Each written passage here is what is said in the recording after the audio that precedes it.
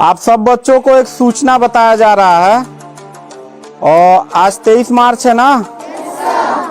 तो भारत सरकार का तुगलकी फरमान जारी हुआ है कि आप सब बच्चों का विद्यालय फिर बंद किया जा रहा है क्योंकि कोरोना बढ़ रहा है।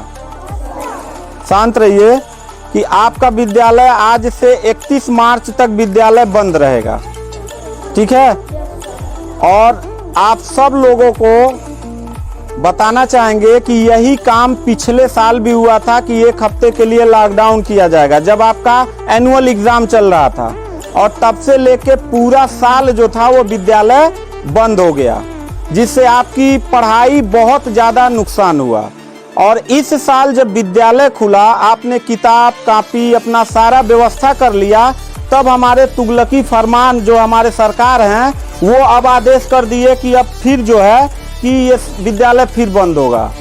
माननीय योगी आदित्यनाथ महाराज जी, मैं आपसे पूछना चाहता हूँ कि आप बच्चों के भविष्य के साथ और जो प्राइवेट अध्यापक विद्यालय में पढ़ा के अपनी रोजी रोटी कमा खा रहे हैं, उनके पेट पे लात क्यों मार रहे हैं? इन बच्चों के भविष्य के साथ खिलवाड़ क्यों कर रहे हैं?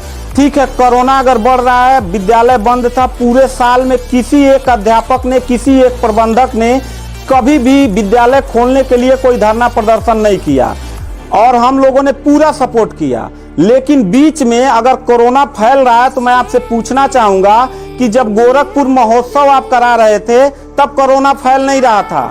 जब आप आके यहाँ पे इलाहाबाद के प्रयागराज में कुंभ का मेला लगवा रहे थे तब कोरोना नहीं फैल रहा था, जहाँ पे करोड़ों लोग स्नान करने गए। और अभी हरिद्वार में महाकुंभ का आयोजन आप करवा रहे हैं तब कोरोना नहीं फैल रहा है। बिहार में चुनाव हो रहा है तब कोरोना नहीं फैल रहा है। और विद्यालय जो बच्चों का सबसे देश की रीढ़ की हड्डी होते हैं, जिनकी बुनियादी शिक्षा, प्रारंभिक शिक्षा आप बिल्कुल बर्बाद कर दिए हैं पिछले 2 साल से, और अब जाके फिर लॉकडाउन आप लगा रहे हैं।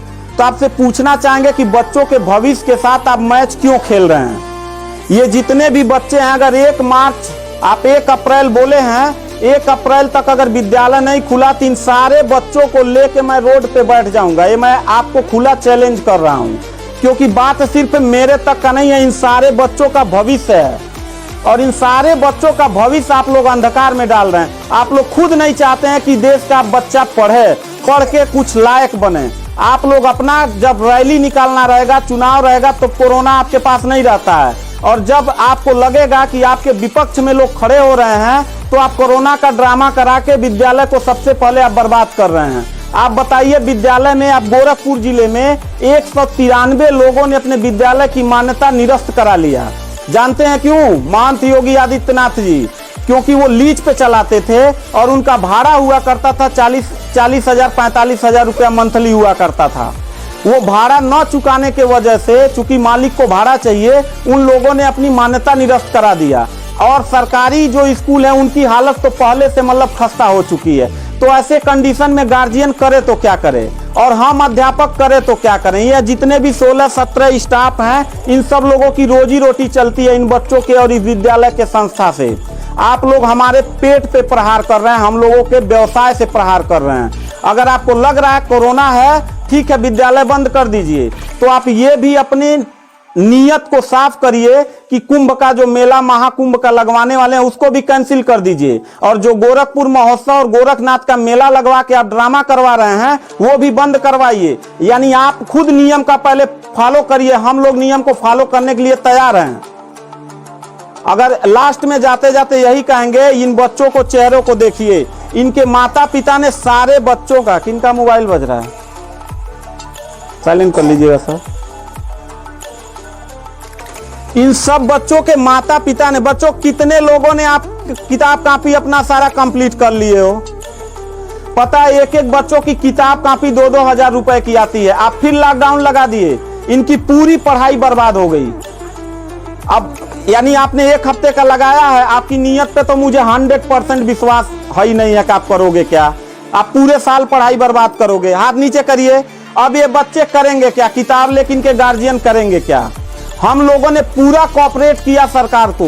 जितना दिन लॉकडाउन लगा था उतना दिन का मैंने पूरे सभी विद्यालय के लोगों ने शुल्क माफ कर दिया, क्योंकि गार्जियन के ऊपर कोई लोड न पड़े। हम लोगों ने टीचरों को पेमेंट नहीं किया, क्योंकि हम लोगों ने जब फीस नहीं लिया तो पेमेंट कहाँ से करें।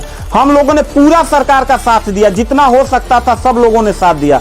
लेकिन अब इतनी कंडीशन होने के बाद, विद्यालय खुलने के बाद आप लोग विद्यालय बंद कर रहे हैं, ये बहुत ही गलत कर रहे हैं। और आपका पॉलिटिकल जो फंडामेंटल जिस पे आप चल रहे हैं कि जिन नियतों पे आपका बर्बाद होने वाला है, मैं लिख के आपको दे दूंगा कि अगर फिर से 1 अप्रैल के बाद, ठीक है, अगर 1 हफ्ते के रोकने के बाद कोरोना भाग जाता तो मतलब 1 हफ्ता आप बंद कर लीजिए, बिल्कुल हम लोग 1 हफ्ता नहीं पढ़ाई कराएंगे।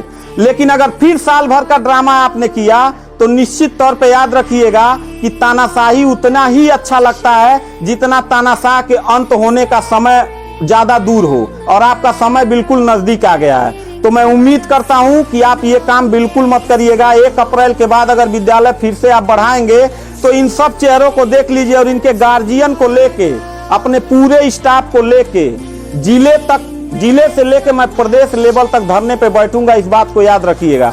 क्योंकि सवाल यहाँ सिर्फ मेरे रोजगार का नहीं है, मेरे जितने सहपाठी और जितने मेरे कर्मचारी लोग हैं और इन बच्चों के पढ़ाई का भविष्य का सवाल है।